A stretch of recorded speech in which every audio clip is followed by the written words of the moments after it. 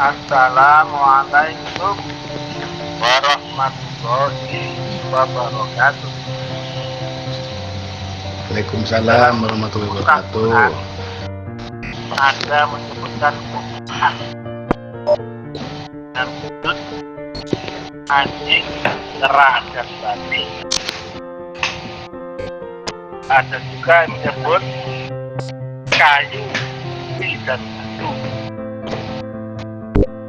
Artinya kutukan itu bisa membuat kita itu turun ke dimensi lebih rendah, tapi rasanya seperti manusia. Manusia saat sadar melihat orang tidur mengigau, yang sadar pasti tahu, oh, dia sedang bermimpi. Dia mengigau. Misalkan ya, kita tahu, oh, dia tidur mimpi, dia tidur. Kita sadar. Tapi dia saat mimpi, di alam mimpi rasanya nyata. Misalkan mimpinya yang mimpi dan anjing. Nah, nyata di alam mimpi, saat mimpi anjing dan dia takut, dia berpikir, dia lari. Nyata seperti manusia normal. Padahal yang mimpi tadi, yang nyata di alam mimpi, orang lain yang sadar melihat dia itu cuma mimpi, mengigau. Tapi yang mimpi rasanya nyata dalam takut, berpikir, dan lari karena nyata kejar anjing. Sama-sama merasa nyata. Yang satu nyata di dunia, sadar, yang satu nyata di alam mimpi. Demikian gambaran ya. Siapapun dia di dimensi masing-masing rasanya akan seperti sadar kenyataan seperti manusia. Kita melihat kucing, kita tahu oh dia kucing, tapi kucing dalam kucing rasanya seperti manusia normal. Yang turun dari kucing adalah tingkat derajat dimensinya, dari rohani turun ke akal, ya, dari akal turun ke nafsu, ya, dari manusiawi turun ke hewani, dari hewani turun ke nabati, dari nabati turun ke bendawi. Tapi roh tidak memakai wujud, baik roh yang di balik manusia, di balik binatang, tanaman, atau benda, semuanya roh. Karena roh itu tidak memakai wujud.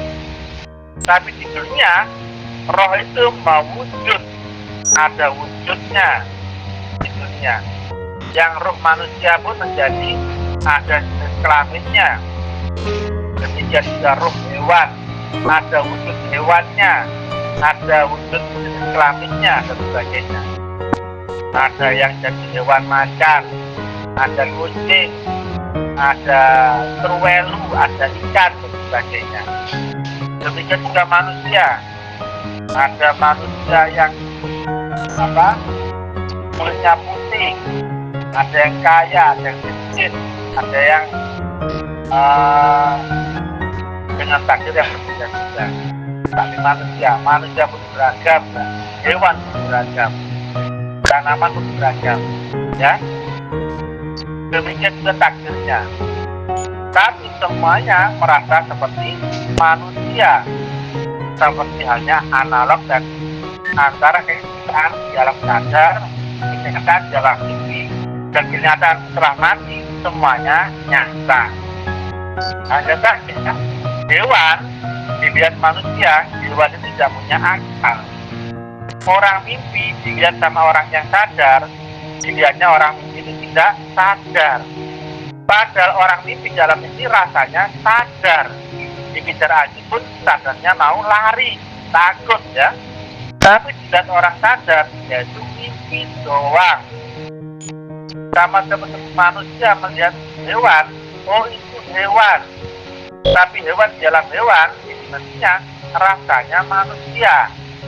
Ya, demikian terus menerus ya.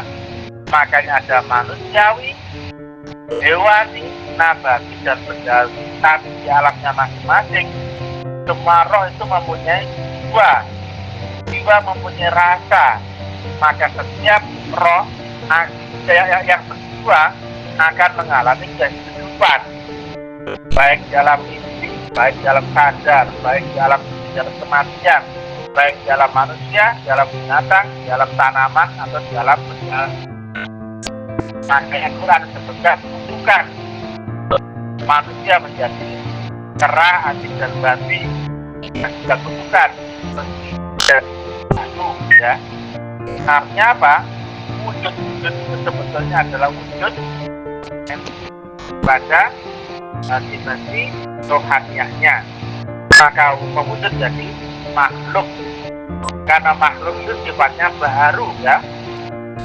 Sedangkan rohaninya bukan makhluk, karena rohaninya adalah qadir, datang dari Allah, ya.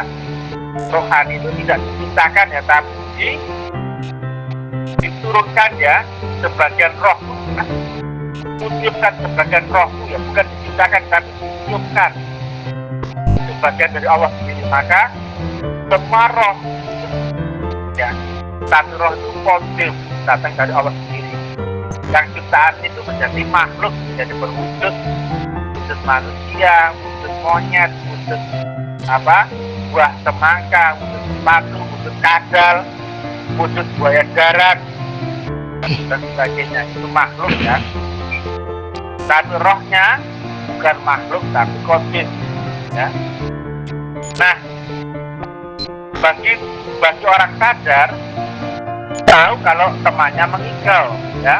Oh, dia mimpi. Dari alam yang lebih tinggi bisa melihat alam ke bawahnya, ya. Oh, dia mimpi. Tapi dalam mimpi dia nggak bisa melihat orang yang melihat tadi, yang sadar. Yang dia dalam mimpi adalah mimpinya. Makanya dia mengigau. Contohnya dia melihat dia dikejar anjing, rasanya nyata, takut, berpikir dan lari, ya. Yang mengigau tadi dalam mimpi rasanya nyata, tidak bisa melihat orang yang sadar yang melihatnya dan ketawa-ketawa. Tapi orang sadar bisa melihat orang yang tidur, yang mengigau. Dari dimensi yang lebih tinggi bisa melihat dimensi rendah di bawahnya. Manusia bisa melihat kucing, bisa melihat anjing, bisa melihat kadal dan sebagainya. Tapi kadal dalam kadal, ya, manusia dalam manusia bisa melihat hewan itu tidak berakal, ya. Tapi hewan dalam hewan itu punya akal seperti manusia persis, ya. Ya, karena grafiknya seperti antara kenyataan di alam sadar, di alam setelah kematian, dan alam mimpi bawah sadar. Demikian juga manusia, ya, punya akal. Bisa melihat hewan nggak punya akal, tapi punya nafsu. Demikian juga manusia bisa melihat tanaman, ya, nggak punya akal, nggak punya nafsu, tapi punya daya hidup. Demikian juga manusia bisa melihat bendawi, ya, yang dia nggak punya akal, nggak punya nafsu, nggak punya daya hidup, ya. Nah, ada yang menarik, ya. Saya akan bacakan ayatnya, ya. Sekali lagi, ya. Manusia di dimensi tinggi bisa melihat hewan nggak punya akal, bisa melihat tanaman nggak punya akal dan nafsu, ya, dan sebagainya. Artinya apa? Kita bisa melihat, ya, bahwasanya mereka tidak berakal, tidak bernafsu. Nah, demikian juga kita bisa melihat, ya, mereka yang tidak sedimensi dengan manusia, artinya matanya bukan mata manusia, telinganya bukan telinga manusia, pikirannya bukan pikiran manusia. Kita lihatnya begitu. Makanya di Qur'annya kita bisa melihat dia itu tuli dan bisu dan dalam keadaan gelap gulita. Matanya di alam dia manusia, tapi kita dari dimensi yang tinggi melihatnya matanya bukan mata alamat, pikirnya nggak ala manusia, telinganya bukan ala manusia. tapi alam yang lebih rendah daripada manusia. Makanya kita bisa melihat wujud binatang atau tanaman. Apakah ada ayat? Ada. Nanti saya akan bacakan. Surat Al-An'am yang kami bacakan mulai ayat 32. Mulai 30 dulu ya. Dan seandainya engkau melihat ketika mereka dihadapkan kepada Tuhannya, engkau melihat peristiwa yang mengharukan. Dia berfirman, bukankah kebangkitan ini benar? Mereka menjawab, sungguh benar, demi Tuhan kami. Dia beriman, rasakanlah azab ini karena dahulu kamu mengingkarinya. Ayat 31, sungguh rugi orang-orang yang mendustakan pertemuan dengan Allah. Sehingga apabila kiamat datang kepada mereka secara tiba-tiba, mereka berkata, alang besarnya penyesalan kami terhadap kelalaian kami tentang kiamat. Sambil mereka memikul dosa-dosa di atas hukumnya. Alangkah buruknya apa yang mereka pukul. 32, dan kehidupan dunia ini hanyalah permainan dan senda gurau. Sedangkan negeri akhirat itu sungguh lebih baik bagi orang-orang bertakwa. Tidakkah kamu mengerti? 33, sungguh kami mengetahui bahwa apa yang mereka katakan itu menyedihkan hatimu, Muhammad, karena sebenarnya mereka bukan mendustakan engkau, tetapi orang yang zalim itu mengingkari ayat-ayat Allah. 34, dan sesungguhnya rasul-rasul sebelum engkau pun telah didustakan, tetapi mereka sabar terhadap pendustaan dan penganiayaan yang dilakukan terhadap mereka sampai datang pertolongan kami kepada mereka. Dan tidak ada yang dapat mengubah kalimat-kalimat ketetapan Allah, dan sungguh telah datang kepadamu sebagian dari berita rasul-rasul. 35, dan jika keberpalingan mereka terasa berat bagimu Muhammad, maka sekiranya engkau dapat membuat lubang di bumi atau tangga ke langit, lalu engkau dapat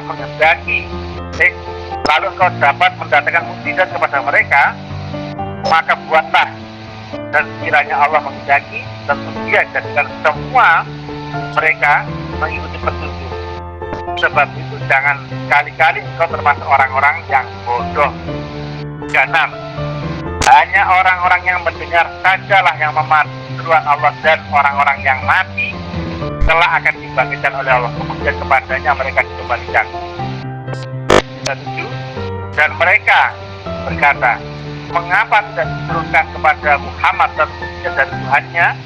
Katakanlah, sesungguhnya Allah berkuasa menurunkan mukjizat, tetapi kebanyakan mereka tidak mengetahui. 38, dan tidak ada seekor binatang pun yang ada di bumi dan burung-burung yang terbang dengan kedua sayapnya, melainkan ini semuanya merupakan umat-umat juga seperti kamu. Tidak ada sesuatu pun yang kami luputkan di dalam kitab. Kemudian kepada Tuhan mereka disebutkan. Artinya, ya, ini ya, tidak ada seekor binatang pun yang ada di muka bumi dan burung-burung yang terbang dengan kedua sayapnya, melainkan mereka dulunya semuanya merupakan umat-umat juga seperti kamu. Karena tidak ada sesuatu pun yang kami luputkan di dalam kitab. Jadi mereka pun dahulunya dibacakan kitab, tapi bukan, sehingga membuat dia turun dimensi, ya, yang tadinya rasanya mereka ini adalah manusia, kemudian menjadi makhluk yang ditutup, ya, menjadi hewan. Ini disebutkan tidak ada seekor binatang pun, ya, berarti binatang pun termasuk burung, ya, adalah melainkan semuanya merupakan umat-umat juga seperti kamu. Baca Al-An'am ayat 8. Lanjutannya, kemudian, dan orang-orang yang mendustakan ayat kami adalah tuli, bisu, dan berada dalam kegelapan. Barang siapa dikehendaki Allah dalam kesesatan, saya disesatkannya. Dan barang siapa dikehendaki Allah dalam untuk diberi petunjuk, maka dia menjadikannya berada di atas jalan yang lurus atau mendapatkan petunjuk. Yang kita garis bawahi 38-39 ya. Tidak ada seekor binatang pun ya, melainkan semuanya merupakan umat-umat yang dahulunya seperti kamu ya, dan mereka tidak luput di dalam kitab ya. Yang mereka ya, orang-orang yang mendustakan ayat kami itu menjadi tuli bisu, berada dalam gelap gulita. Di alam kita melihat mereka tuli bisu ya, tidak mendengar cara manusia, tidak melihat cara manusia, tidak berpikir cara manusia. Karena kita melihat mereka wujud binatang, tapi mereka di alam mereka rasanya seperti manusia, karena roh tetap qadim, tetapi perwujudannya di dunia menjadi makhluk ya. Ada yang manusia, ada yang hewan, ada yang nabati, ada yang bendawi. Itu tergantung dari dimensinya. Itulah adanya tingkatan makhluk yang berlapis-lapis ya. Dalam roh tetap urusan Tuhan, roh tetap qadim, roh tetap milik Allah sendiri ya. Wujudkan sebagian rohku. Sedangkan wujud kita di dunia ada yang manusia, hewan, ada bendawi, adalah karena kesesatan, karena mendustakan ayat-ayat kami. Sedangkan mereka tidak luput dari kitab ya. Nah, kemudian mereka karena tidak bisa naik dimensi, bahkan mengingkari mendustakan ayat kami, mereka turun dimensi dari yang awalnya roh mereka ya, wujud manusia, kemudian roh mereka terlahir kembali dalam wujud binatang.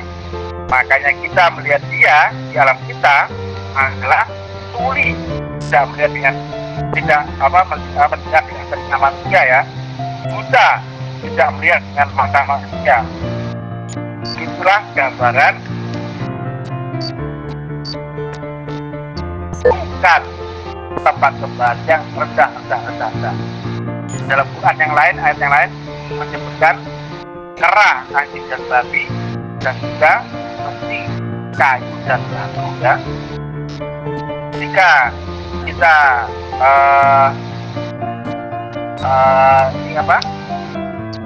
mengambil pengetahuan dari situ, sebetulnya 3 hewan tadi mewakili seluruh hewan yang di dunia.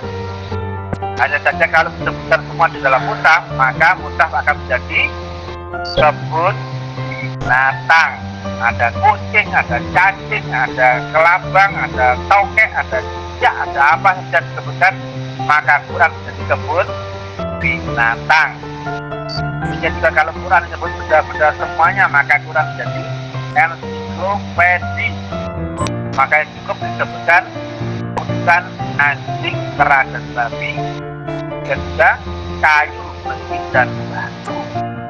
Dan ternyata Al-An'am 38 dan 39 menerangkan bahwasanya tidak ada seekor binatang pun yang ada di bumi dan burung-burung yang terbang dengan kedua sayapnya, melainkan dunia semuanya merupakan umat-umat juga seperti kamu. Tidak ada sesuatu pun yang kami luputkan dalam kitab. Nah, kemudian di 38, dan orang-orang yang mendustakan ayat-ayat kami atau mendustakan kitab Allah ya,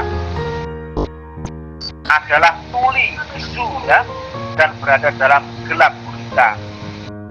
Di alam dia rasanya manusia, berakal, berpikir seperti manusia, tapi dari dimensi manusia melihat mereka adalah binatang, tanaman atau bendawi. Samanya kita sadar melihat orang tidur mengidau, kita tahu, oh telinganya itu nggak bisa mendengar itu, karena dia lagi ada di alam mimpi, alam bawah sadar. Matanya nggak melihat itu, telinganya tuli itu, ya. karena kita tahu dia sedang bermimpi dalam, tapi dia yang menjalaninya saat itu rasanya sadar, nyata di alam nyata. Dikejar anjing pun berpikir seperti orang sadar, takut ya, dan juga berlari. Padahal dia adalah seorang yang tuli, bisu, dan juga buta di alam kita. Karena dia sedang tidur. Demikianlah gambaran orang sadar, manusia bisa melihat orang tidur dan tidak sadar atau dalam mimpi ya. Dan jika orang sadar, manusia bisa melihat wujud hewani, nabati, atau bendawi. Kita lihat Al-An'am 38-39. Adalah tuli, bisu, dan berada dalam gelap gulita. Saja wujudnya mereka kita lihat wujudnya menjadi wujud binatang. Binatang pun bermacam-macam. Yang binatang itu ternyata wujud daripada nafsu manusia. Jadi nafsu manusia di dunia ini mewujud gambaran metafisik yang menjadi wujud jadi binatang yang beraneka macam. Ada binatang galak, binatang liar, binatang jinak, binatang manja, binatang jalang, binatang pemarah, dan sebagainya. Itu semuanya ada. Kata Imam Al-Ghazali, di dalam diri manusia ada hutan belantara yang isinya adalah segala macam sifat binatang. Yang binatang-binatang itulah kemudian mewujud jadi zahir kemakhlukannya. Kalau manusianya licik, bisa jadi dia terlahir menjadi wujud ular. Kalau dia pemarah, bisa jadi wujud anjing yang suka menggonggong ya. Nah, kalau dia manja, bisa jadi wujud kucing ya. Kalau dia belistar munafik, bisa jadi dia berwujud ular dan sebagainya. Yang jelas, seluruh binatang adalah wujud nafsu, dan seluruh binatang adalah perwujudan manusia yang untuk turun dan turun ke alam yang lebih rendah. Karena mereka tidak memakai akalnya, tapi mengedepankan nafsunya. Saya bacakan lagi Al-An'am 38. Dan tidak ada seekor binatang pun yang ada di bumi dan burung-burung yang terbang dengan dua sayapnya, melainkan semuanya merupakan umat-umat juga seperti kamu. Ini saya kasih tambahan sendiri ya, bahasa orang tasawuf ya. Di terjemahan nggak ada, dan saya tambah dulunya sebagai kata hukum ya. Seperti kamu, tidak ada sesuatu pun yang kami lumutkan di dalam kitab ya. Semuanya roh ya akan mendapatkan kitab ya. Semua roh yang mewujud menjadi makhluk ya, kemudian akan bertebaran di bumi membawa badan kasar dan imannya. Yang dahulunya adalah manusia yang satu dengan berpasangan ya, Adam dan Hawa, kemudian menjadi beranak pinak dan sebagainya, menjadi banyak, jika hewan menjadi banyak bermacam-macam evolusi dan sebagainya. Nah, kalau di dalam kita ada karma, dalam pengetahuan ada evolusi, ada perubahan. Itu ada dinosaurus, kemudian sapu dengan kiamat. Dia saat itu akhirnya dinosaurus pun punah. Dulu di dunia dipuji oleh bangsa jin namanya Batu Jam, kemudian disapu ya, kemudian digantikan oleh manusia. Silakan dicek dahulunya dunia belum dihuni oleh manusia ya. Yang mendiami manusia awalnya adalah kaum bangsa jin ya. Ada beberapa generasi ya, generasi yang dihancurkan, kemudian diganti lagi, dihancurkan lagi beberapa kali ya, baru kemudian diikuti oleh manusia, dan manusia pun akan dihancurkan lagi ya. Dan juga di dalam setiap saat akan terjadi siklus ya, ada yang diselamatkan, ada yang sesatkan ya, ada yang jadi manusia, hewan, nabati atau benda. Tetapi jalannya sebenarnya adalah roh yang terjebak dalam perwujudan makhluk yang bermacam-macam. Berbahagialah yang telah ketemu ilmu ini ya, ilmu yang tujuannya adalah roh kita bisa pulang, kita wa ibadah. Roh kita berasal dari Allah, roh Allah ya, maka itu harus kita pertanggungjawabkan pulang ya. Ya ayat Tuhan nafsul mutmainah ya ibarat ya ya fatuli ya bagi jangan roh harus ketemu ilmu ya, harus ketemu roh dan melewati jalan roh sudah mustaqim ya. Yang bapak roh adalah Rasulullah ya, dan usinya roh adalah Allah Subhanahu wa taala yang maha roh.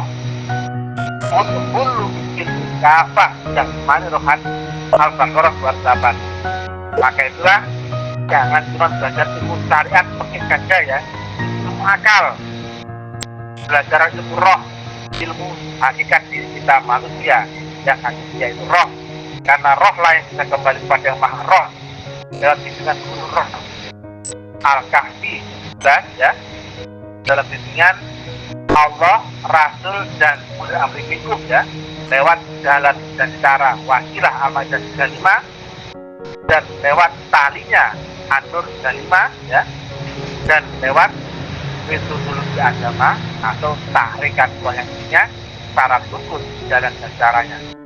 Dan seluruh nabi dan rasul bentuknya selalu baiat atau baptis atau meditasi. Yang kedua adalah zikrullah atau semedi atau meditasi. Kemudian yang ketiga adalah tawaf berata atau suruh. Kemudian ubudiyah wajah itu meditasi.